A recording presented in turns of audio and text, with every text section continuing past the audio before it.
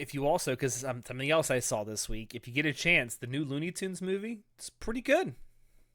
It's pretty good. Actually, The Day the Earth Blew Up. It's actually, I would give it like a 7.5, 8 out of 10. Like, it's genuinely good. It's a 100% return to form. It's a shame it's not being marketed at all.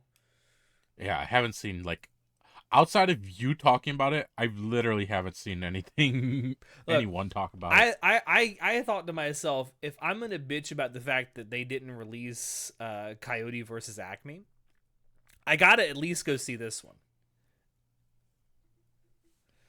I mean, yeah, I'm supporting Warner Brothers is doing some really stuff with their animation project, but I don't know. It's a good movie. It's a shame more people aren't going to see it. You also get to see Daffy Duck twerk. That was funny. Instant pass for me now. He got that No, thank you. gat. Oh God. Oh God.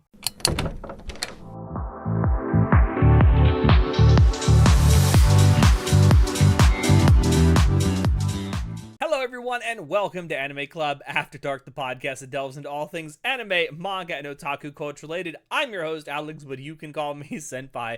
And joining me tonight, I have just one person, our lowly mancer extraordinaire. It's Chinoda. I will never compare to the likes of Subaru or Araragi, but I can hope. No, it's definitely not the latter, for sure. And I will, before we get anywhere close, I'm going to say trigger warning is in place, bald. As someone pointed out Oh my on God. our last episode when you revealed your bald head. Yes, he is definitely bald. But yeah, the two of us have gotten together tonight because we're doing a spoiler cast for ReZero Season 3. Does it feel like we've done this before? It feels nostalgic, yeah. Is it just me? It's not just me, right? Anyways. Anyway, we're here to talk about the third season of ReZero. It has finally ended. In fact, if you're watching this as this episode comes out, it will have ended last week. So good on us for finally being like ready when a series we're gonna do a spoiler cast on finishes. Like, Thank you, Natai, for editing so quickly. an actual topical spoiler cast. Let's go. I guess we can talk about some of the technical stuff first before we get into the actual plot of the season. Still being produced by White Fox. And we've got music by Kenichiro Suehiro. I think the music in this third season was fine. I don't necessarily think there was anything like massively stand out to me, but it was as good as the first two seasons. I'll say what stood out to me musically wise was the OST during the battle scenes. I thought they sounded fan-frickin-tastic. Yeah, I would kind of agree with that a little bit, but I would also say they're on par with the first two seasons in terms of like the action sequence music. Oh, absolutely, yeah. And I will say one thing I think that this particular season has a little bit over the last two, and particularly the second season, is there definitely seems to be a bump in visual quality for both the animation and the background art. I have to think it's because of how much popularity ReZero has that they were like, all right, we can allocate more resources into this franchise. Which I think is, Yeah, fantastic maybe. turnaround based on what we've seen. Maybe one of my criticisms with ReZero overall is that we have to wait so long for new seasons.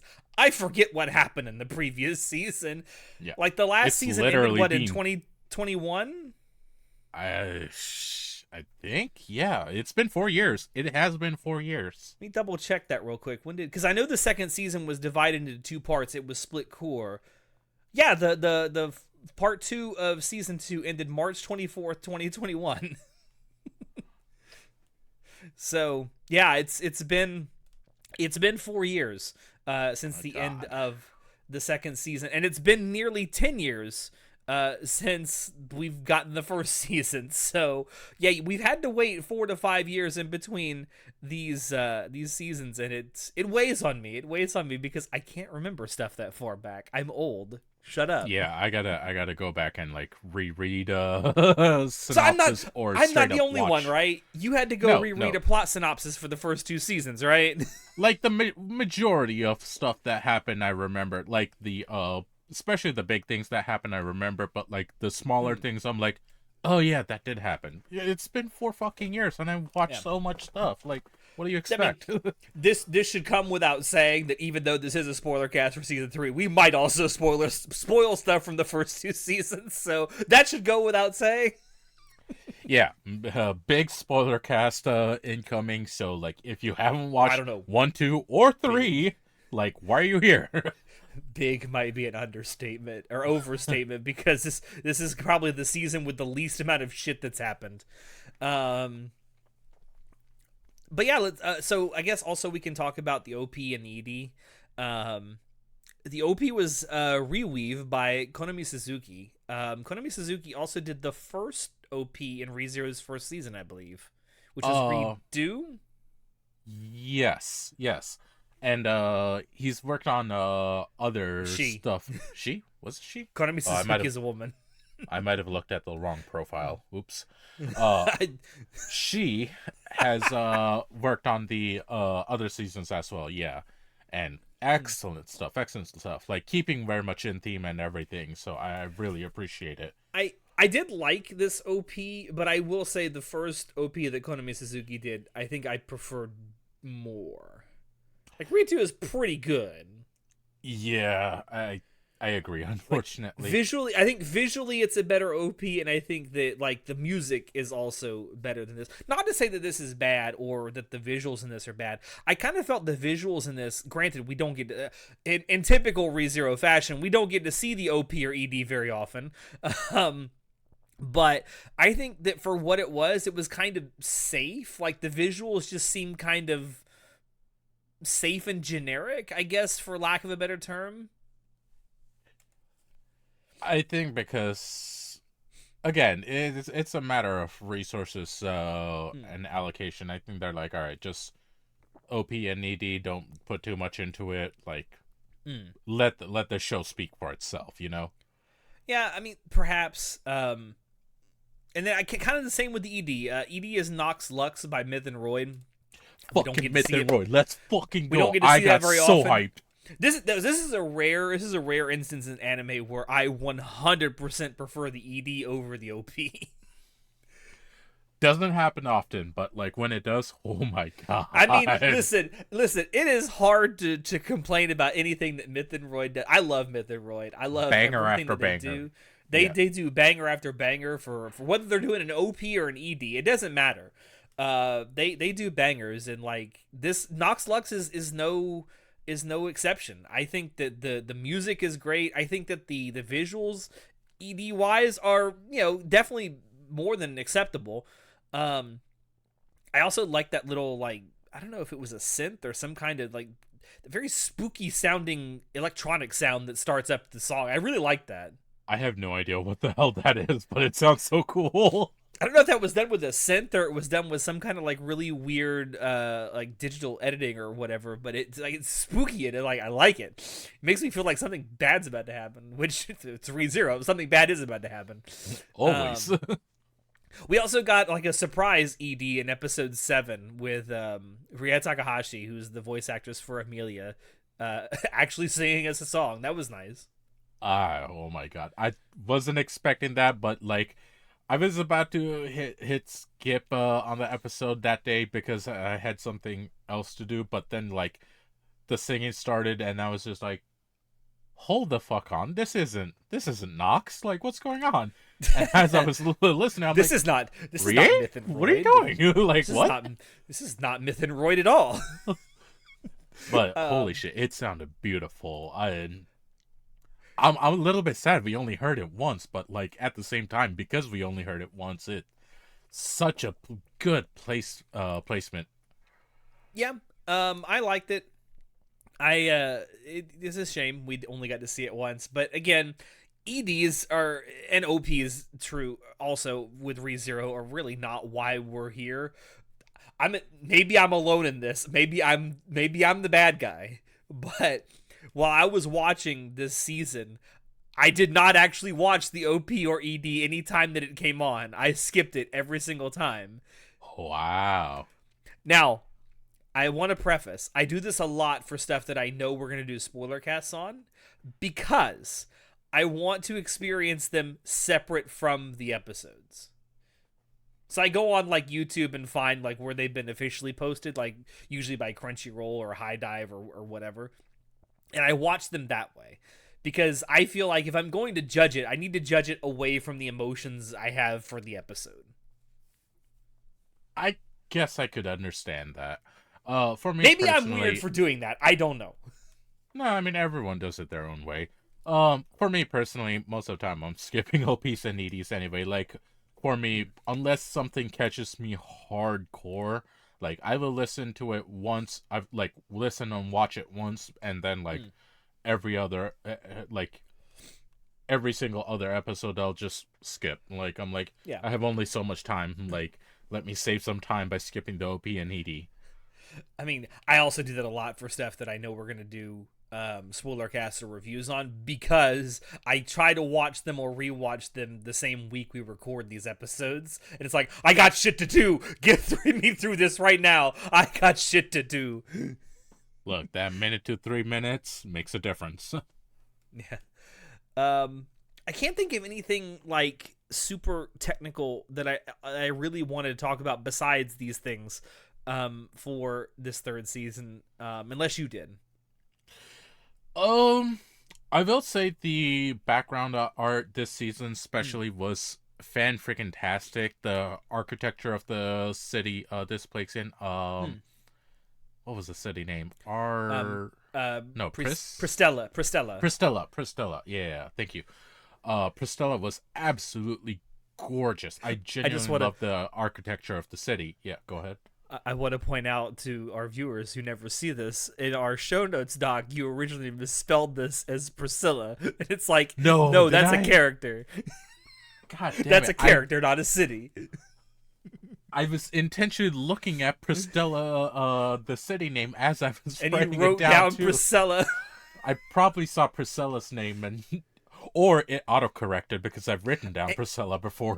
It may have. I just thought that was funny. It's like, no, Chinoda, that's a character, not a city. Although her boobs are big enough to encompass a city block. God bless. God bless us, everyone. Nom nom nom nom nom. As Lillian was looking, thank you. Yeah. I assure you, dear viewer, that side boob shot was vital to the plot. Absolutely necessary. I guess if we're gonna start talking about the plot, I'm gonna need some alcohol to get through this. So join me as I crack open a cold one to talk about ReZero season 3. God. Yeah, spoiler section, I guess. Let's go into definitely. It. Yeah, definitely spoilers. Now, I will say, I don't think neither of us have actually read the source. Well, I've read the first volume of the light novel. But that's it. No, I haven't. But you haven't read any of it. I'm anime only. Okay. Yeah. So we are coming from this from the perspective of people who have not read the source material, at least the part of the source material that this is based off of. So keep that in mind when you are going to the comments to roast us for our opinions of something that didn't appear in this adaptation but did appear in the source material. I did like the fact that this started out with a time skip because I felt like with everything that happened in the first 2 seasons, and it felt like it kind of happened back to back, it almost felt like we needed to give our characters like a little break. A little breathing time to like be them, grow, and all that off camera. Yeah. And it does feel like, because when you're listening to Subaru at the very beginning, because he's going through like this like training obstacle course thing, it almost feels like that he's gotten a sense of normalcy in this like year that it's been since the Sanctuary incident in season 2. Yeah, it legitimately felt like, oh man, our boys had time to actually breathe for a little bit, like resettle his mind. Which was good, because I thought going into this, especially after I saw that, I was like, oh, okay, so we're going to get a little bit of a refresh with the characters, and some time has passed, so things are going to change a little bit with how they interact with each other, how they respond to each other. That's what I was expecting on seeing this very first scene. I wish that's what we got. Because it seems like in the year time skip, Subaru is the only person that changed at all. Like, nothing else changed. You would think in the year, since the Sanctuary incident to now, like, the relationship between Subaru and Amelia would have progressed somewhat, but it seems like it's exactly the same as it was at the end of that year, or at the end of the Sanctuary incident. Like, nothing changed. So I'll slightly disagree with that because I do think it's changed. I think they're a lot. It feels like they're a lot closer to each other. In comparison to before, and it feels like they have a lot more cute moments together. I mean, sure, I'll say that their banter is certainly more familiar, but they obviously haven't fucked, and it's been a Oh, year. I mean, what's different in their relationship besides, okay, they have, cute little banter? It's like, in a year, I would, if I was like in, granted, I don't think they were necessarily in a like official relationship, but I would think if I had been around someone for a year plus at this point, I would be, and especially if it's someone who I had made very clear that I have feelings for them, and they are not opposed to the feelings I have for them. In the span of a year or more, I would have gotten a little closer to, oh, cute little banter. look, I think you're trying to inject way too much real life into this. I I think mean, you're maybe, putting way too much of that into this, buddy. maybe. It's a year has passed. I wish we got more of a progression in this relationship because it's obviously a focal point of the story, the relationship between Subaru and Amelia. It is, but like you can't rush relationship like that, and not to mention like they're both characters doing their own thing. He's going through training, she's becoming a political leader. Like they got way too much on their plates. I That's think you're trying to inject way too much real life stuff into it. that's another thing that I had an issue with. So it's been a year and this whole royal selection thing hasn't been sorted out. I mean, come on. Like, how long does this take? Is this going to be a 15-year thing? And if it's going to take that long, obviously the royal selection isn't that important. If you can go this long without it. Oh I man. have no idea what's up with that at all. Maybe this is something that was said very early on in ReZero, and I've just completely forgotten about it, and it's not like an important enough plot point to like bring up in a plot synopsis that people have written down. But I'm sitting here thinking to myself, okay, if it's been over a year, and we were told at the beginning or near the beginning that this royal selection was kind of a big deal, why is it taking so fucking long to do it? Like, I get that crazy shit's going on around these people that are part of the royal selection, and maybe that's some of the reason for it, but can we get an explanation as to why it takes more than a year if this is so important and it needs to happen?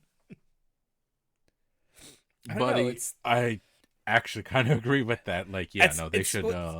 it's one of my like criticisms of not just this season but ReZero overall. It seems like some of these plot points that they introduce, especially early on, have no sense of urgency. I have a good feeling that it's gonna resolve in the eventually through the background. Like we'll see it happening here and there as we've seen a Maybe. couple of other things, but eventually it's gonna come to the forefront. I mean, they do mention the royal selection a few times through the course of the season, obviously because I think every member of the royal selection is in this fucking city as this is going down, which Yeah, quite convenient. But it seems like maybe one or two of them are kind of like out of the running, or at least out of the popular running. They're like kind of also rans at this point. Like you have Krush and Felt kind of seem like they're the ones that are like at the bottom of like the rankings. Um, which is a shame because Krush really is the best girl and she gets no love. um, but I don't know. It's I thought it we'll was get, Amelia that was in Dead Last. or Actually, maybe it's Amelia. I don't know. I'm pretty sure it's Amelia that's in Dead I feel Last. like with what happened with Krush and having her memories taken away, it probably And they bring this up, like it really dropped her in the rankings for a lot of people. They bring this up during the third season. Yeah, they did say that. Yeah, but I'm pretty sure I, it's her and Amelia that are in last place. it may be. I know that it's Anastasia and Priscilla who are like the top dogs. Yep. But I don't know, man. It just doesn't seem like there's a sense of urgency with the overall plot of ReZero. And to me, and we'll get into like the nitty gritty of it, overall, I felt like this season was kind of like watching a side quest. It kind of was. Like, not gonna lie, it kind of was a side quest. Like, a lot of important things did happen, like, especially because, like, it revolved around the enemy cult. But, Yeah, the Archbishops of Sin. yeah, but because of like where it takes place and such, it was just I can understand why you felt like it was a side quest. I don't see it so much of a side quest as they got dragged into something completely unexpected. I don't know. This seems like a side quest written by Todd Howard. I'm just gonna throw that out there. This whole season seems like it was written by it was an Elder Scrolls quest written by Todd Howard. That's what this season felt like. I did like all the archbishops, because obviously this is something that's been in the background for like the first two seasons, right? Because we know that this is like the archbishop cult or whatever it is, and there's more than just obviously Beetlejuice, who is the one we've seen. And it's nice that we finally got to see them and then watch them die. Not all of them, but no, not all of them. Not all of them, but like it almost feels like it was set up perfectly for like, let's get all of our characters that we need to in this one place, this one confined space, and then we'll all show up and it'll be a battle royale. Let's go. It kind of did feel like that. Before we get into the Fortnite. Oh God. Before we get into the archbishops, let me just say, I freaking loved Subaru and Bayako's relationship this season. Like you were complaining about him and Amelia. You're complaining about him and Amelia not getting much progress. Him and Bayako, oh my God, they are so close together and they vibe together so hard. You know, it's so adorable. You know, you make a good point. Like, I guess it is a little unfair of me to say that no one gets any kind of progression, because those two obviously do. I don't know. It felt like they could have shown off more of character progression from that whole time skip thing. I also think that it would have been nice to have a visual representation of a year passing, because the characters largely look very similar. The character design's like exactly the same, yeah. I mean, obviously it's a year, so how much can someone really realistically change in a year physically? But I don't know, just giving them different outfits would have been nice, or something to like, or some of them growing their hair out or something. I don't know, just a visual representation that, more of a visual representation that a year had passed. Yeah, I feel like that's a valid complaint. Their character designs were very much the same, other than like some slightly different clothes and such. It's pretty much the exact same. That tracksuit the Subaru's wearing's got to be stanky as fuck by now. Nah, they probably use a cleaning spell for it. Maybe. I hope so. I hope so. Otherwise, he stank. But yeah, the archbishops. We got Ceres Romani Conti. Ceres Regulus, Romani Conti. Regulus, fucking yapper. Oh my God. Oh, let me tell you something about Regulus. Okay, you want to know what an Uber incel looks like? There's your Uber incel, boys and girls. You're not wrong. This dude. Listen, if anyone out there actually is an incel and you watch this, that's you. That's you. that's you. Well, no, that's not really fair, because like Regulus is actually handsome. Okay, that's true. But I've seen dudes who are incels who are actually not have bad looking. They're terrible human beings. Yeah, but that's a whole nother matter. Um, we had oh, this name's always weird to me. Lai Benten I Banten can't say that. Kaitos. Yeah, Banken Taitos. Weird last name, but yeah. Weird Archbishop of Gluttony, if I remember right. Yeah, the one that Yes. eats memories. And Uh, Regulus's greed. yeah. And Uh, then the best of them, frickin' Capella. Oh my god. do you know I had to? I when I saw that you wrote that down in our show notes doc, I was like, "Who the fuck is Capella?" And it's like, "Oh yeah, it's Lust." I was like, oh, "Okay, all right." I got so used to like associating the people not with the archbishops in particular by their sin that they're associated with, not their actual names. Because I know that Which, all the archbishops of sin are named after stars or star systems. Now I had to um, look up Lie because I'm like, there's no star that I know of named Lie, and I found out who Lie is named after or what Lie is named after. Specifically the star system Epsilon Lyra, and it's a double star system, which is sometimes called the double double or Lie Lie. oh. Which Okay, so makes now sense it as to makes why sense. Lie always says us or we. Huh. That actually makes a lot of sense. Holy shit. I did not. I had to look that one up because it's the only one that's like, okay, all of this makes sense because you're all named after stars in like the real world. Even Subaru. Well, Subaru is named after a constellation, not a star. Um, but it's like Lie. It's like I know Lie is like a material, but and I had to look it up. Epsilon Lyra is sometimes called Lie. Huh. That's actually really freaking cool. I do love the fact that man, Aoyuki did such a great job with Capella. Like, of everyone this season, she's probably had Mm. captured my heart the most. I mean, it's Aoyuki. She's great. She's great in everything she does. Fan freaking tastic. I mean, Excellent I'm performance. Love the surprised. character.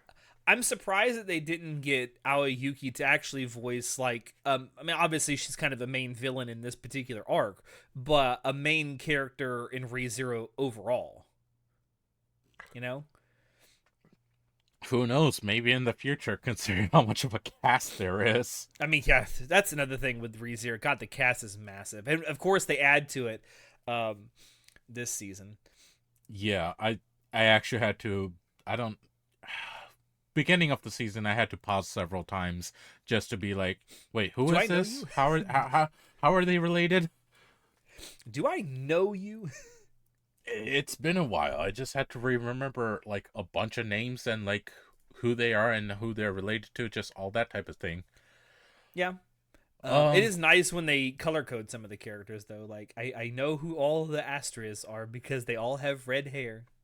People make fun of color coding, but oh my god, does it save so much time? Yeah.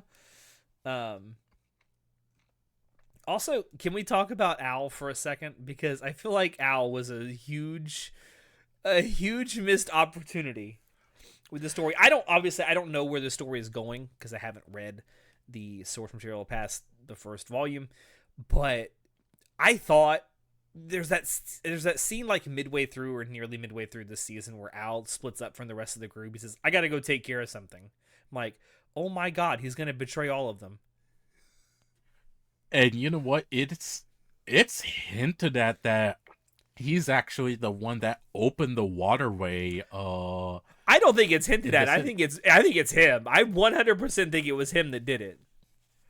I mean, they never like no one outright said it, but like Capella was like, "It wasn't us," and he's like, "I don't know what you're on about." Uh, but I'm just like, yeah, it probably was him. But I'm like, holy shit, that makes him like a super dark character then, like Yeah. willing to do what it takes. I'm just like, Jesus Christ, what the hell? It's also like when Amelia was captured, right, and she's in that like tower with Regulus, and she overhears the conversation he's having on on his little flip phone. um, I thought because you can't hear who he's talking to at Yeah. all. I'm thinking, and then when Amelia goes and she opens it up and it's Al that's talking, I'm like, this dude is either a turncoat or he's been a spy the entire time. And he still could be. He still could be. I don't know. I have no idea what's going on with Al, but I'm super interested. I love him as a character. I genuinely do. I find his personality fun as hell. But Yeah. oh my god, there's so much shady shit going on with him. I'm There's, just like, what is happening? I mean, we know that he's from Japan. He's someone who's also been transported to this world, but he was transported several years ago. He's been like there for like 20 years or something. Yeah. So that's really the only thing we know about him is that he's not someone who was born into this world. He's someone who came from Japan, just like Subaru. Also, his full name is Aldebaran, which is also the name of a star. Just saying. Oh, is it? I Yeah, they call him Oh. Al, but his like full name or his like actual name is Aldebaran, which is the name of a star. Well, all right then. Um, but yeah, I kind of like the fact that they left that sort of open to interpretation a little bit. I think 100% he's the one that opened the floodgates. And I think there's still a chance that he might be not quite a good guy and he's just playing the part of a good guy. I don't think he's a bad guy either, though. I think he's more centered than that. There I don't there think was he's a with the point, cult. maybe not, but I also don't think he's like necessarily got everyone's best interest at heart either. Yeah. Um there was a point in time where I legitimately suspected that Al was actually Subaru from the future. I'm not joking. I 100% am not joking because he seems to know about things before they happen. So it kind of implies that he has the same power as Subaru. I'd be very surprised by that, but at the same time, considering all the weird shit ReZero does, I could see wilder stuff happening. So yeah. Yeah, I mean, I don't know. I don't necessarily think that anymore. Especially with what we learned in season 2, but there's something up with Al. Like I don't think he used to be fully trusted. I'm just saying. Yeah, he is not on the straight and narrow. He is very much his own person, doing his own things. Yeah, And I'm just like, holy shit. I do like the fact that in this season, obviously we got the 4 archbishops, so we got 4 very different antagonists. Like obviously they have the same goal or very similar goals, but number one, they don't all get along with each other. You see that when Regulus comes and meets Sirius at the tower. They don't necessarily like each other that much. No, and sometimes they straight up are actually clashing. Yeah. So it's kind of interesting to see these group of antagonists who kind of all want the same outcome, but they don't necessarily agree with how to get to it. But they know they have to work together. So it's almost like they're being forced to work together against their will, which they kind of imply by the whole like gospel thing. Like they're here because the gospel tells them to, not because they want to be. Which is wild to me. I'm just like, how does this cult work and how does this gospel work? Like it just asks more questions and mysteries. I'm just more and more intrigued by this whole system. Yeah. And like in typical ReZero fashion, especially with the last 2 seasons, we get a glimpse at the beginning of the season that Subaru has this power, this return by death thing, and it's used a couple of times and then never used again throughout the rest of the season. So I do really like that because this builds off of season 2, because season 2 is when he learned like no, there are consequences of this happening, and like him sometimes just straight up killing himself because he just wants to do a reset. Um So I do really like the fact that he learned from that lesson, and he especially learns to value life, especially his life, all the Mhm. more. And that's a lesson learned that he's put into effect and use. Like, he doesn't just immediately give up. He will keep on trying this loop to do Yeah. what he can, learn what he can, and just aim for the best outcome without necessarily sacrificing himself. So I really love that aspect, that that's an ingrained lesson from season 2 that's come Hmm. into season 3 and onwards, Yeah. I'm assuming. I like that in the way you're describing, but also like this is ReZero's shtick. I wish they'd use it more, not necessarily like more, but like spread it out instead of using like all of your stuff in the first couple episodes of the season. Spread it out so you use it a couple of times throughout the season. But then you're gonna get the feedback of, man, it's ReZero. They're just doing the same thing again and again. Like, Subaru I dies, do you goes back, do learned lessons. Like, you how do you you battle do that? you do writing wise you would definitely struggle with wanting to use that as a literal reset button. I get it. I don't know. It's almost like the only reason we're doing it now at the beginning of the season is just to remind the viewer. Oh, by the way, he has this power. Anyway, it I does show feel that like he's it's kind a of little bit learning. more. It does Yeah. show that he's kind of learning. Number one, to take care of himself better and the people around him, so he's not having to die to go back and redo it. Um, but also that he's learning lessons from previous seasons and that's carrying through, which I do like that. I just wish that they wouldn't like blow their load, so to speak, with all the resets at the very beginning of each season. So you do wish that it happened a couple more times at I wish that least. it happened more consistently throughout the story, because that's like the big sticking point to this. Like, I hate using the word, but it really is. It's his shtick. It's this isekai shtick. It's the one thing that's supposed to make it different. Okay. I will say that my argument against that would be is the fact that it's been a whole year since then, and this is us seeing Subaru progress as a person and as a knight. Mm-hmm. Him being so much better, him thinking smarter, trying to do things different, just being overall better. Mm. And that's why they don't have to rely on their reset shtick, so to speak. I I guess I don't know. I just it's the one thing that's supposed to be making this isekai more unique, and they don't do it enough. I think so long as it's tastefully done, it'll keep it nice and refreshing without Tastefully it. done. As the first time you see it used in this season, it's an actual massacre with hundreds of people dying all at once. Absolutely. And that, you know what? That's a Tasteful, great time. Great time to do it. tasteful. Yes. You love to see massive amounts of people having their heads squished in. I love it. Very tasteful. Very cool. Don't look at my YouTube history. No, God, no, please. Don't look at any of his history. Don't look at his search history. Don't look at his YouTube history. Definitely don't look at his like the history of all the files he's got downloaded on his phone. Don't do Oh it. God. Don't Oh do it. God. Um, Uh did you like how this season was kind of structured? It's like, so it was kind of a pseudo split core, even though we definitely got it back to back seasons.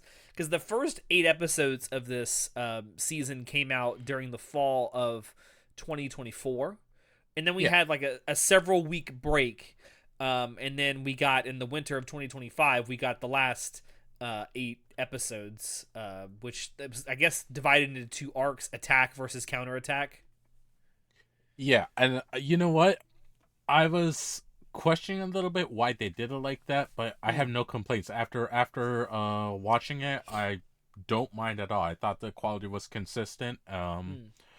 and everything, so I was like, yeah, sure, let's do it. I don't know why you didn't make it just a full core, um like a full split core, just 24 episodes, but sure, that's fine. You I did what mean, you need to do. for the more contained story they were definitely trying to tell with this overall arc. With only 16 episodes, it definitely would have suffered if they had to spread this out over 24 episodes. Like, oh my god, let me tell you something. Even as condensed as this season was compared to the first two, there were some episodes I struggled to get through. I'm not gonna lie. Particularly the one where what's the songstress's girl's name? Lillian. Lily, whatever her name is. Man, there's one where it goes into her backstory. It's like, I could not care less about this bitch. Please move on. Wow. I don't care. Like, Liliana, obviously yeah. she's important to this Liliana, setting. Masquerade. She's important to this setting, and I get that, but like, she's probably not going to be an important character past this, especially once we go back to, like, you know, wherever we're going back, I guess the Rosewall Mansion or whatever, and go back to everything that we've done before. Like, I can't imagine her ever being a massive part of the story ever again. And the same thing that happened with the fight with Wilhelm and the whole flashback thing with his wife, I could not care less. Really? We've already been told a lot of this stuff. I mean, we haven't necessarily been told the specifics that we got to see in that flashback, but I don't care. We got the gist of it, and it was good enough for me. I didn't need to see the massive specifics that it went into, like why he felt the way he felt about his wife and how she ended up like sacrificing herself, or, you know, the coming back to life. I didn't care. I didn't care. So I really liked that. Like, okay, first of all, going to Liliana, I feel like it was short enough that it didn't take too much of our time and attention away from the main story. I really liked it because I like Liliana. She's really cute, fun character, and like absolutely beautiful music that comes from her. She's a great bard. Yeah, Certainly so a better I bard really than I like- was when we played D&D. No, just I really like her character. I thought she was pretty fun. I do agree. I seriously doubt we're gonna see her much in the future. I mean, she'll probably come back now and then, but As a probably cameo, not as maybe. yeah. But as for Wilhelm, I really like that story arc of like, oh, they defiled my wife's body by bringing her back from the dead, and now we have to kill her all over again. Oh man, and then like the just the amount of hate that Reinhard got for becoming the Sword Saint, and that being the like the time of when he became the Sword Saint is what became what ended up happening to Wilhelm's wife, Theresa? Yeah, Theresa. Theresa, yeah. Just like, and that's the reason she died. I was just like, oh wow, oh shit, no wonder he's so hated. And Reinhardt's father, Wilhelm's son, just being fucking alcoholic and just like, woe is me. But like, you saw exactly why it happened and how it happened. I'm just like, yeah, I really like the side story. I'm glad that they went into it. And you know what? I'm glad that they went into it now and like kind of completed off that side story instead of like putting it all the way towards the end or something, or putting it much later. They've kept it pretty succinct. I mean, I guess I didn't care about either of those two things as much as I cared about like the actual fight that was going on right then and right there. It's like, okay, this is cool and all, great backstory, but can we get back to the fight, please? Which I don't know, I didn't need it to understand Wilhelm's character. I didn't need it to understand Reinhardt's character. maybe you didn't, but I think it is important because like this doesn't solely revolve around Subaru and Amelia. Like this is a whole cast and whole world that this Yep. entire story goes around. Which is a point in its favor I can definitely give to this season. It definitely felt like with this season in particular, we got more one-on-one time with characters aside from Subaru or Amelia, away from those two. Yeah, like we got so much more character, not just exposition, but like we actually got to see perspectives of other characters and like what Mm, they're doing, yeah. like straight up away from the main characters that we normally follow. I genuinely love that. I'm like, cool, give me more of this. Like, yeah, this is an entire world where the other characters are doing actions as well, and those actions have consequences for everyone. And I'm just Yeah. like, yeah, this is really cool. I can understand your complaint, Alex, don't get me wrong, but I Mm. like the other perspective, the other side of it. And I I mean, think a yeah, lot of other people did as well, honestly. I get it. Like, I'm glad that we definitely got to see more of these sort of side characters that in the past. I mean, there's been some of them where we've already gotten a lot of really good time with, especially in the second season, um, like Otto or Garfield. And we got a lot of good time with Wilhelm, I think, in the first season as well, especially with the white whale stuff. Um, but I don't know.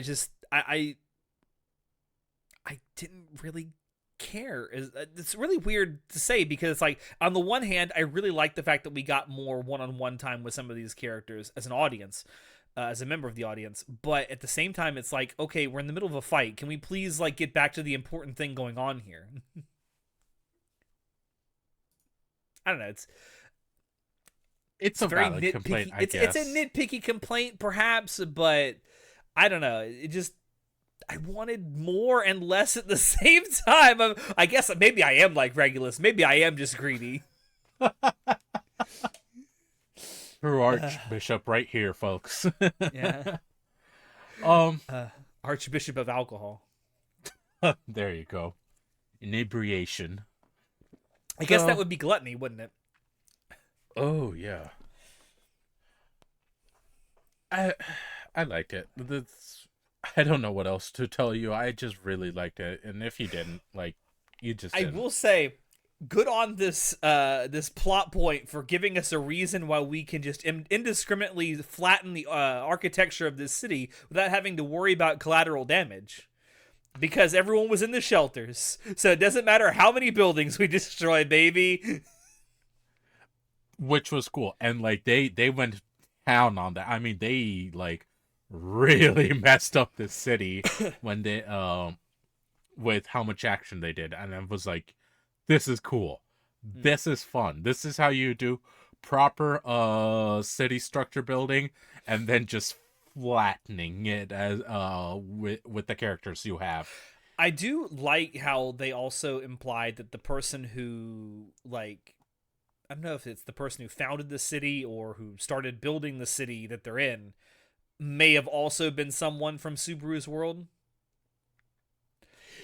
because they have the Yeah, inn that looks like a Japanese inn and they have the broadcast system which is kind of like just a magic microphone. yeah, a public broadcast system which they do actually use over there. Yeah. And it Was implies that the city was created, or at least in part created, by someone who was from the other world. Yeah, and I love that because like that implies even more bits of world building. It's like, yeah, no, they there's been more other worlders Maybe it was Al. than you even realize. Maybe it was No, Al. put away your tinfoil hat. My tinfoil hat. Yeah, um, yeah, I don't know. It that is an interesting bit of world building to me. To me, it implies that there are potentially lots of people from Subaru's world that could maybe be in this world. Now, maybe some of them are dead now, or maybe even a lot of them are dead. But it implies that this is not like a very limited thing. It implies that way more than just Subaru and Al are the two people from Japan that have been brought there. yeah, or even it might even be more than just their world too, because Yeah. like how timelines work and all that. I'm just like, who knows how far they're gonna take it. So it's Um, just really cool to see that I there's want to see. like I it's want to not see them bring modern. someone from America. He's got like a boombox with hip hop playing on it. Come Oh on, my god, no magic thanks. boombox. No thank you. uh, um, yeah, I don't know. It's an interesting plot point that may or may not be expanded on in the future. I guess we'll have to see. Um, but stuff like that kind of world building, I'm really here for, and it's why, God, I have so many mixed feelings about ReZero overall, and in this season in particular. Um, there's a lot of stuff I liked, but man, there was a lot of stuff that just, ooh, why? So we discussed the attack arc a little bit. What do you think about the counterattack arc, which is I the like second part of it? I like the fact that they've sort of framed it as like I guess kind of like a battle royale where we've got all of our big player characters all in one place. We have this really bad thing that's happening in this one place. So it's got, okay, we gotta separate ourselves out by our strengths and our weaknesses, and we gotta go fight these people in our little groups. And I like how that was set up. I like how it played out, because the people that went and fought the different archbishops, it played to their strengths. And obviously with Wilhelm and Garfield, they go and they fight the they're not archbishops, they're just witch cultists. No, yeah, they're just cultists, but like, yeah, reanimated cultists. One, at least one of them is reanimated. I think the other one too. No, I think the other one was reanimated, if I remember right. Okay. Yeah, Mr. Eight Arms or whatever. Yeah, and I love his whole lore as well. Like, he's just one of the fighters, and it's like, unless he uses all his arms, he's like, he doesn't respect you. But like, once Garfield was fighting him and he unleashed all arms, I'm just like, oh, let's fucking go. Garfield's the true MC of this show. He's the shonen protagonist of this show.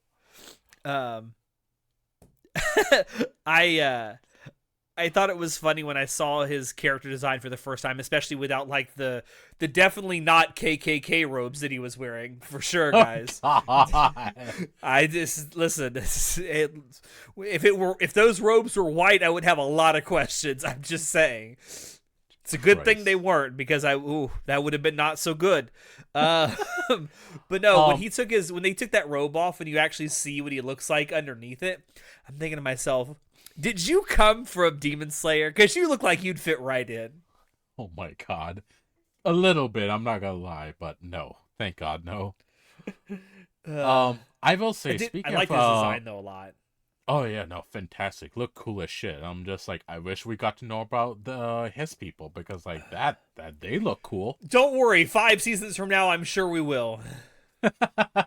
In about 30 years. When we're in like, when we're all in our 50s. Jesus. When we're in our 50s, we'll see it. I guarantee you. But no, so speaking of character arcs, I really loved Garfield's character arc as well.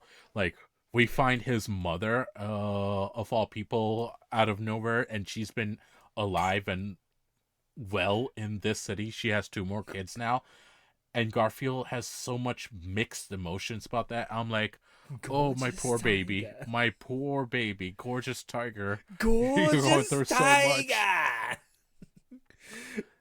Yeah, and then I always have to, when I talk about Garfield, I always have to be very careful, because he's not a cat that loves lasagna. He's Garfield. Yeah, Garfield, not Garfield. Garfield. And the sheer amount of trauma that he was carrying throughout this season, and the PTSD he kept on having from Elsa. That was good. I really like that shit, especially because you as an audience member get to see what's going through his mind, like the little hallucinations he has of Elsa. Like, that shit was good. That's good directing right there. I'm just going to put that out there. No, that was fantastic. I'm sure that's how it's written in the light novel too, and it's good writing, but it's also like the way they show it's good directing, because it makes you think, especially the first time you see it as an audience member, it's like, is she like living in his head now? Yeah, I was just like, what the fuck? Like, how is she here? I thought she's gone. She's a manifestation of his self-doubt. And oh my God, just how his PTSD was being shown was fantastic. And like, the amount of consequences that came from it as well, the amount of people that got hurt, and he got hurt because of it as well. Holy shit. And but the fact that Garfield managed to push through that and just become better. He managed to heal. Mm. Holy shit, what a badass. Yeah. And even at the end, he's still struggling with it, but he's getting better.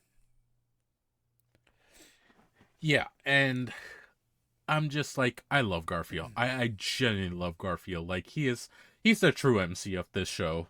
Like, he really is. After the second and third season, it almost kind of feels like he's right up there with like Amelia and Subaru for sure. I really liked his character arc in this season. Yeah, I liked his character arc in the second season too, but I think I liked his character arc in this third season even better.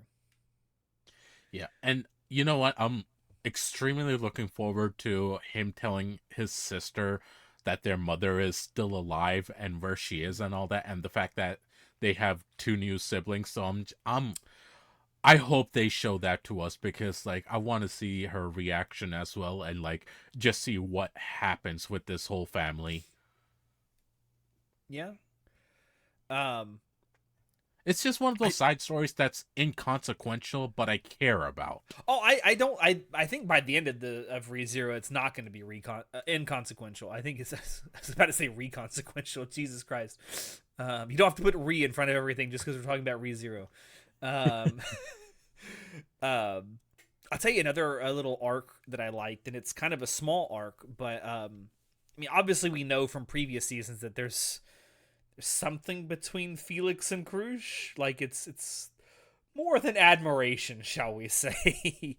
But that whole like thing where was it Lust that comes to visit Crush while she's like laid up, like hurt. Yeah, before And they do the it whole was fake shown out. that was it. Yeah, it was on Anastasia. Yeah, Yeah. They do a fake out because they knew that she was gonna come like try and finish the job with Crush because she was so badly hurt from their first encounter. And so they like doll her up to like look like Crush sitting in the bed. And it's like, bitch, you thought. yeah. But like the fact that she I forgot the exact words she used, but like yeah, she was like, oh, the just this person you care for so much, and like, but the Well, way she said it. listen to me. When Lust threw Felix against the wall, I was done. It's like, this bitch gotta die. This bitch has to die right now. Someone needs to kill her right now. You do not do that to the femboy. Not the cat-eared femboy. You do Which not. is hilarious because that's what Al actually called him at the end of the season. Like, That made me chuckle. how's the cat-eared? Yeah, how's the cat-eared femboy? I'm like, That's what? And like, I had to pause that episode. I'm like, wait, is this Crunchy fucking up the subs again? But then like I went and looked, and it's like, no, that's what he actually called him. Like, no, that's actually correct. I'm like, oh my god, Al, you fucking based. See, he knows. He knows. He knows knows. what's up. Al knows too much. He's got to go. I'm just saying, he's going to betray you all. Mark my words, he's going to betray you all. Al's a connoisseur of culture, is what we know. No, it's just when that happened to Felix, I'm like, okay, well, this bitch got to die. Now, I don't care who does it. I don't care how it's done. She got to die. She's got to die. Look, you might have been experienced that. I was just very jealous of Felix at the moment. I was just like, yo, should have been me. Should have been me. This is why you need to go first, Shinoda.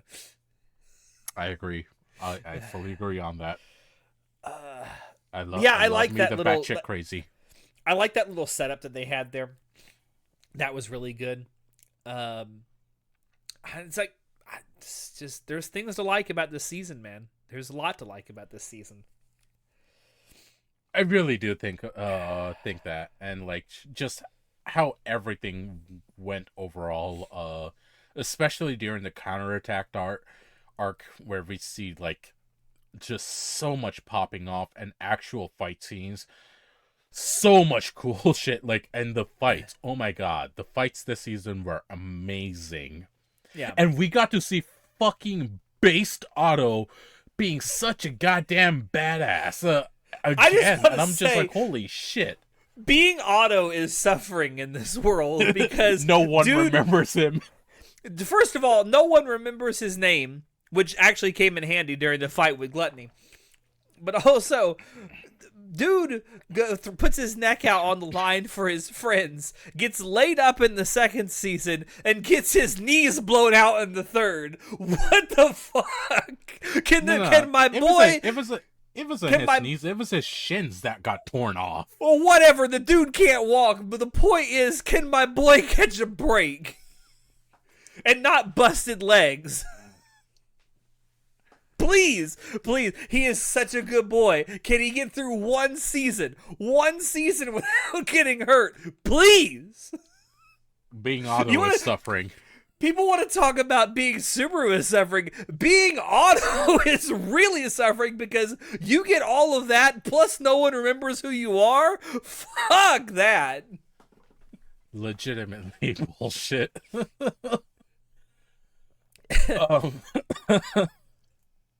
Maybe Otto is truly the main character of this story. It's fucked. It's fucked. Before Otto becomes the actual turncoat that we never saw coming, because he's had enough of everyone's shit. That would actually be scary. Like, the Otto's powers and how he uses his environment and his connections is really good. Like, he is not someone to be messed around with. Yeah. But yeah, we actually, so final episode, like way earlier we saw Beatrice being taken out of the fight for a good while, but like we saw her come back at such a clutch moment, and holy shit, that was so cool. Another bitch you thought moment. It legitimately was. She just came in clutch out of nowhere with what's it called? What were they? Magic crystals? Yeah. With 5 magic crystals to use 4 really, because she needed at least one of them to wake up Puck. Shamak. Poof. Yeah, and I was just like, holy shit. Yeah, that was cool. When it became very obvious to me that the formula for like the rest of the season was going to be, okay, we've got these fights taking place in different areas. I legit thought they were going to end or have it work out to where the last fight to end would be the one with Subaru and Amelia. That's how I thought it was going to be. I'm glad they didn't do that. Yeah, so am I, really. Especially because like the because you know how all of the Sin Archbishops have like their things that make them have the powers that they have. Yeah. What do they call that? Authorities. They have authorities that give them the power that they have. And I like the process of figuring out Regulus's Greed's authority, where they find out that he actually has his heart stored somewhere else, and he's also able to stop time very briefly for his body, like for his internal organs and stuff, and that's what causes his invincibility. They find out that his invincibility is actually temporary. Yeah, just used in specific moments. He has to stop his heart. He has to literally stop his heart to use his invincibility. Just the whole fact of that is wild, and like how he can move it around, it's insane to me. And like how Subaru, the fact that Subaru managed to figure it out and then also destroy his heart using his authority, I was just like, yo, this is so cool. Just out of curiosity, so did the voice actor for Regulus sound familiar to you? Extremely. I couldn't place it though, and I haven't looked it up yet. It's Gara. Oh my god, are you serious? It's Gara. He also voices Kaoru in Evangelion. He voices Akise and Mirai Nikki. Oh my god. Yeah, this makes a lot more sense now. I was just like, Yeah. this voice sounds so fucking familiar. I'm not sure why. I caught it the second he started talking. I was like, I know who you are. I know who you think you're clever, but I know who you are. But yeah, I like that fight a lot. I like the and listen, this is just because you got wives don't mean you're not an incel. I'm just throwing that out there. These women were not happy. He was big incel energy, and like fuck him, he was a piece of shit. Holy shit, how he went down. Oh my god, that was brutal. I will say all of the deaths, because not all the Sin Archbishops died, but all of the downfalls, shall we say, his was the most satisfactory to me. I will say during their fight with the Regulus, just seeing fucking Reinhardt launch to the air, to the upper atmosphere, was hilarious. He just went off. I'm like, is this fucking Looney Tunes? Like, did Reinhardt seriously just launch? No, bro, it literally was Looney Tunes, because he launches in the air and he's like, I will return, don't worry. And then you find out when he does return, it's because he, like, caromed off the moon. It's like, okay, sure. This is how physics works. And I was just like, holy shit, how'd you get there and back so quickly? And just like, what the fuck? This is literal Looney Tunes. Reinhardt is a literal Looney Tunes level character. Yeah, it's no fucking joke. Who is I gotta find out something really. I don't know, because I haven't watched the English dub of ReZero at all. So I gotta find out who he's voiced by in English. Okay, he's not voiced by who he thought he would be. I thought he would be voiced by Troy Baker. Because listen, Reinhardt is so Troy Baker coded, it's not even funny. Yeah, you're actually right. Who's he voiced by? He's voiced by Robbie Damon, who is also the English voice of Itachi in Naruto. Oh, yeah. Okay. By the way, that fight was also excellent because we got to see Amelia throw hands finally, and holy shit, she can kick ass. I was bricked up watching her fight. Oh my god, why would you do this? Look, she was going at it. I was just like, holy shit, Amelia, like, I knew you were a spellcaster, but like, you can actually throw hands? Like, what? Correction. Robbie Damon is not the voice of Itachi in Naruto. He is the voice of Itachi in the Naruto spinoff, but not the regular voice of Itachi as Crispin Freeman. Let me correct myself there. Right. Yeah, I remember that. He is, however, the voice of Megumi in Jujutsu Kaisen. Oh. All right, cool. Yeah, it's like when I heard his voice, I'm like, okay, or when I like first saw Reinhardt and like seeing him do this now in the third season, I'm like, this seems like a character Troy Baker would voice. I don't think Troy Baker is voicing anyone in this show.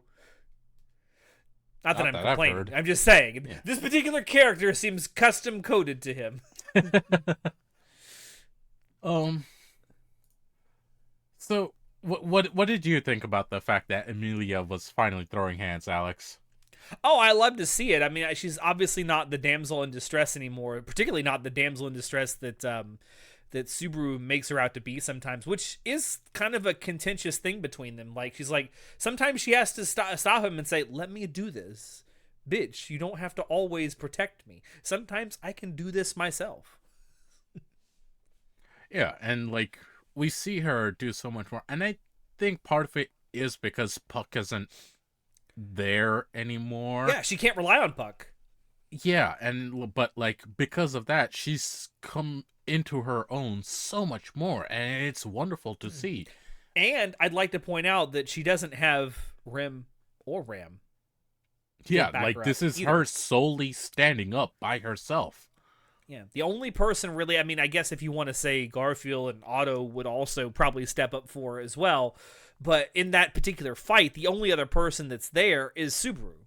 And she's the one that, like, I guess, realizes that it's probably in her best interest to go along with the whole wedding thing at least to a point.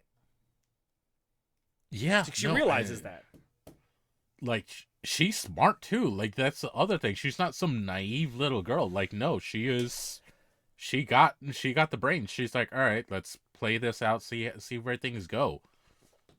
Like, she's still hella innocent, but she's not a complete dummy either. She doesn't know what the word virginity means. I found that so adorable. Oh my god! I'm like, you poor little lost lamb. I'm so sorry.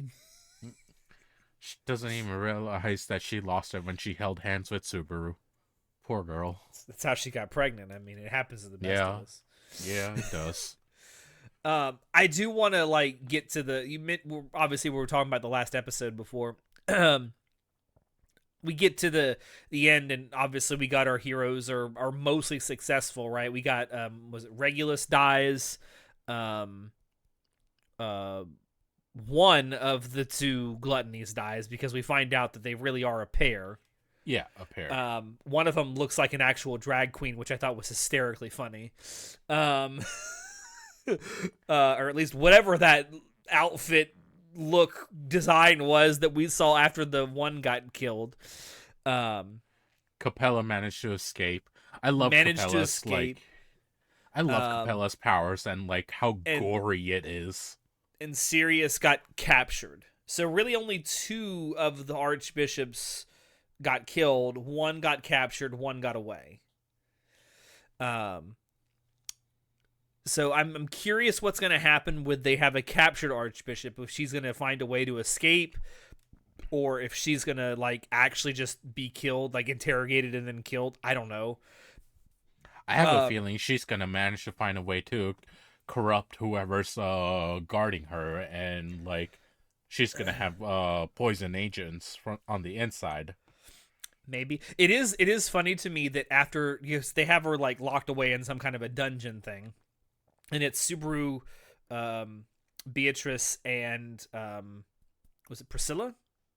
I think that was down. Yeah, Priscilla that was down there in the dungeon, like questioning her after all this was over.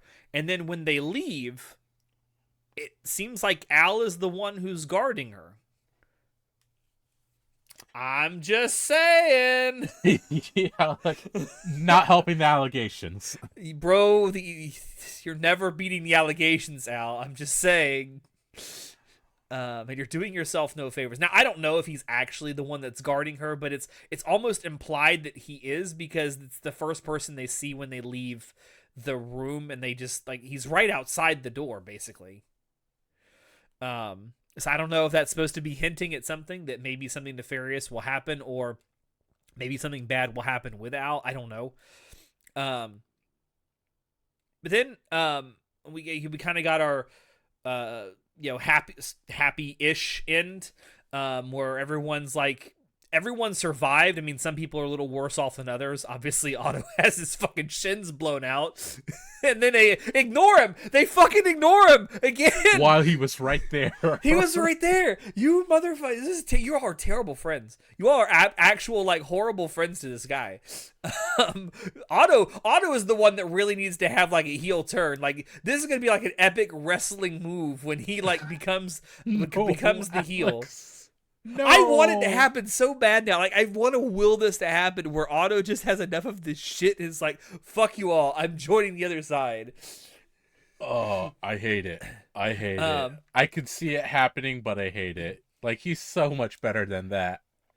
Yeah. And then you kind of see, like, the town is sort of in the early process of rebuilding after what all's happened. And you got your reunions and everything. And then again, in the person who we haven't talked about at all this review. No, but again, in typical ReZero fashion, like, we get this sort of happy-ish ending at the very end of the season, and then in the last like 10 seconds, we've got our cliffhanger hook for the next season, and it's a fucking Julius. It's a fucking reused plot point, you motherfuckers! Who's Julius? I don't fucking know. Why? Why are we doing this again? Why? My boy, poor Julius. Oh my god. Like, I felt bad for him What do you mean, when poor it happened. Julius? Poor me. Now I gotta do this again. First with Rim, now with Julius. At least with Rim, it was with a character that people gave a shit about. Who the fuck cares about Julius? Wow, Alex. Wow. Subaru sure didn't. He didn't even like him. Subaru respects him. I don't understand like the point of this plot. Like it's been so long that I forget what the whole plot point was with Who's Rim. So maybe it's a good thing that we're doing this again because it'll refresh my memory. It was because Gluttony ate the memories. ate the memories. Okay, that makes sense. But why we gotta do this again? Because this has already happened once. This already happened once. That Gluttony got someone else as well. Oh, I don't. So does that mean this happened with everyone that Gluttony like touched in that fight? yes, that's actually so exactly it's not what just it means. it's not just Julius. It's the other like name. Well, I won't say nameless because we actually hear their names during the fight. But it's like these people that we never saw before. It happened to them too. Okay, that makes more sense. Yeah, because if you remember during the fight, they were talking to them, but then or they were interacting with them, but then once Gluttony touched them and they fell over, they were like, I know they're our allies, but I don't remember who they are. And like that was just like, oh shit, yeah. So that's Gluttony at it. Okay. That makes a little more sense if it was because I thought it was just Julius. No, it was several excuse people. Excuse me, Julius. That's how they say his name. It's spelled like Julius, but they say Julius. Mr. Caesar? No, it's funny because in Latin that's how his name would be pronounced, Julius.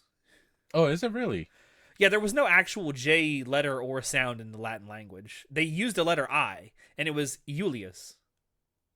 Oh, I did not know this. Okay, new information. Yeah. There was also no letter V in Latin, so, or no, there was a letter V. It was the letter U. But there was no V sound in Latin either, at least originally. The letter was used, but there wasn't any pronunciation. There wasn't a sound associated with the letter V. I don't know where that came from. This is completely outside the scope of what we're talking about. But anyway, yeah, rambling. They say his name is Julius, even though I look at that and I'm thinking it's Julius. It is That's Julius. But I don't know. The second this happened, and of course it's literally within the last like 10 seconds of the final episode. Again, just like the second season of ReZero, just like the first season, we get this hook at the very, very end that's supposed to hold us over until the next 5 years from now when the next season comes out. I don't like the fact that we're reusing this plot point at all. I think it's a terrible hook. It's frustrating. I will fully agree with that. I'm not opposed to the fact that they do the hooks like this at the end of the season, like literally in the last few seconds. I'm not opposed to that. But I am opposed to it being this. Okay, yeah. I'm opposed to it being this exact same thing. I do like how when it happens, Subaru's got this look on his face like, you gotta be fucking kidding me. I couldn't describe that look better myself. Yeah, no, that's his exact face. He's like, ah, shit, here we go again. It's just like CJ and San Andreas, like, oh shit, here we go again. But yeah, I don't know. I like the fact that it's got a hook, but I hate that it's this hook. It's a rehash of what happened with Rim, and I'm like, don't get me wrong, a season without Rim, perfect. Do another one. Do 5 more like that. Fuck off. Oh my god. I don't fucking give a shit about Rim. Fuck all you Rim lovers out there. I don't care. 2 seasons without this bitch has been fantastic. But no, I wish they'd done something different. I get that it's kind of thematically appropriate since obviously at least one half of Gluttony escaped. I don't know. I just, oh my god, I just thought of something. What? What if it's actually lust? What do you mean? What if Julius is lust? No. No. Just, I'm just saying, No. it could be a great Nah, way it to couldn't be. infiltrate. She doesn't seem like the type to have that much patience. Maybe not, but the possibility is there. Like she could if she wanted to. Obviously, she has the ability to shapeshift into Julius's form, take on his voice. Like the It's not ability, outside the yes. realm of her ability to do so. Oh, I hate. Oh, you got me But it is more speculating. thematically. It's more thematically appropriate with what greed does with like eating memories. I I'm gonna go ahead and say it's just greed at it again, and that's Or what not it greed, is. not greed, gluttony. Gluttony. Yeah. Greed is Sorry. dead. Supposedly. Allegedly. Probably. Allegedly. Maybe. Who knows?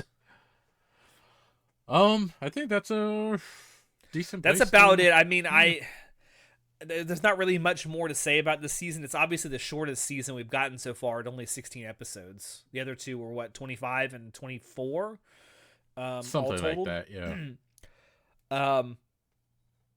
Yeah, I guess we can go ahead and talk about our scores. I mean, I'll go first. As much as I had oh, excuse me, that was a burp. I am so sorry. I've been drinking a lot of carbonated stuff. Forgive me. As much as I had praised about this season, obviously its visuals are better. I thought the music was fine. Definitely on par with the first two seasons at least, if not maybe a little better in some aspects. And as much as I can praise about certain plot points in this season, ultimately this whole season felt like a sub-quest, a side quest in a much larger story. And at the end of the day, I'm forced to ask myself, what really changed that much? I mean, obviously, our characters went through a lot of hardships, clearly, and we got some good character development from some things, but I don't know. It just, at the end of the day, when the credits rolled when the screen faded to black at the end of that final episode, I'm thinking, all right, it's like I watched a DLC. That's literally what it felt like. Okay, if it felt like to you, I can't say otherwise, but like to me, no. I'm like, this is part of the main plot point. This, like, it might have taken, maybe it felt that way because it was in a different location from like the sort of areas you're used to. It was a much more compacted story and a much more compacted setting, but honestly, I like that about it. I like that it was a story that was in a like a more compact setting, because it allowed us to have more one-on-one time with our characters. I just wish that the overall plot, and maybe down the road it will be more consequential to stuff that happens. I don't know. Obviously, I haven't seen or read what comes next. But as of right now, it just felt like I watched a side quest. And that's why, as much as I can praise about it, the best score I can give it is a 6 out of 10. It's better than average. It's better than average, but I still don't think it's great. It's, a 6 out of 10 on Mal is listed as fine. And that's what I thought about this season. It's fine. Yeah, no.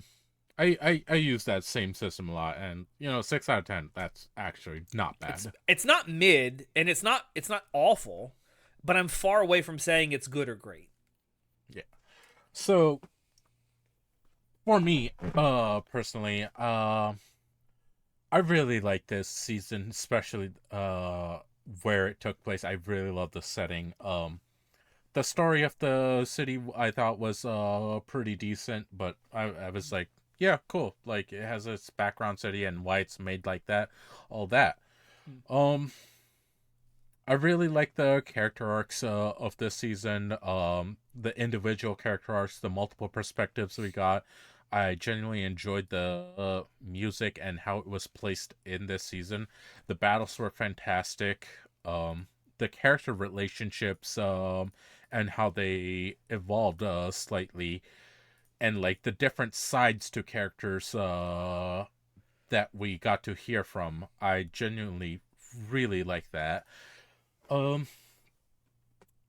I thought it was pretty good overall. Especially compared to what we've been getting the past couple of years. I was just like, yeah, no, this really takes the cake for compared to a lot of different things.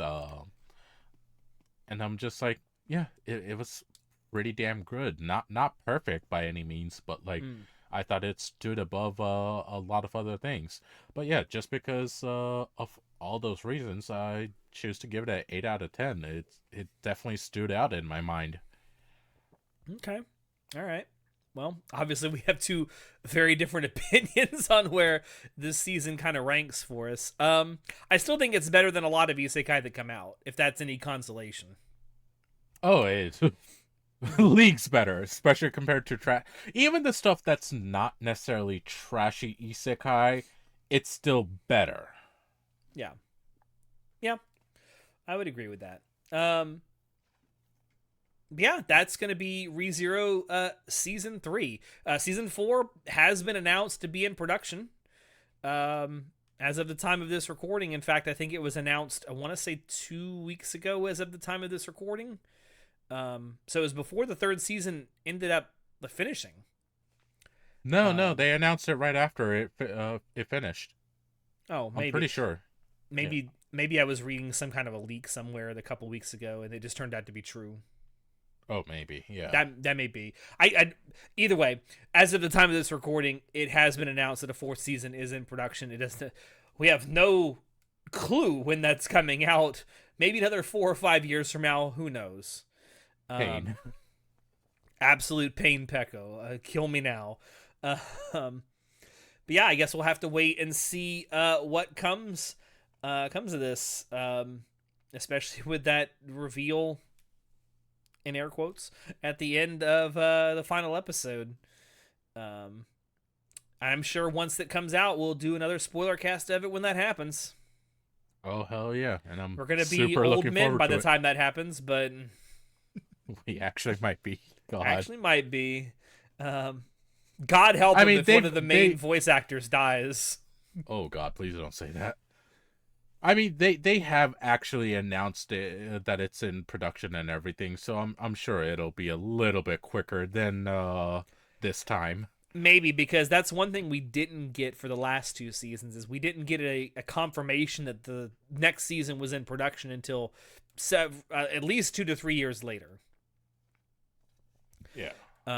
So I guess that is one big difference between the first 2 seasons, and this one. But we'll have to see. We'll have to see. But with all that being said, thank you everyone out there for dropping in to watch us talk about this. Don't forget to like, comment, subscribe, all that good stuff. If you like what you saw and want to see more, check down below where you can find links to all the stuff Anime Club After Dark does. We also have a link to our merch store down there where you can buy Anime Club After Dark merch, just like this lovely, lovely shirt that the microphone is covering up that I am wearing. There.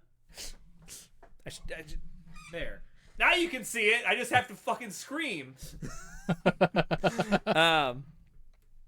But yeah, you can check out our merch store if you want to support us that way.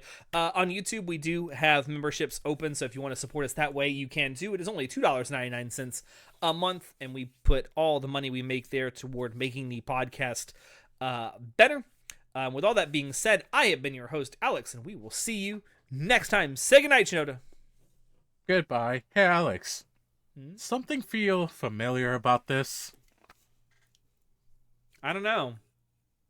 Does it feel familiar to you? It does.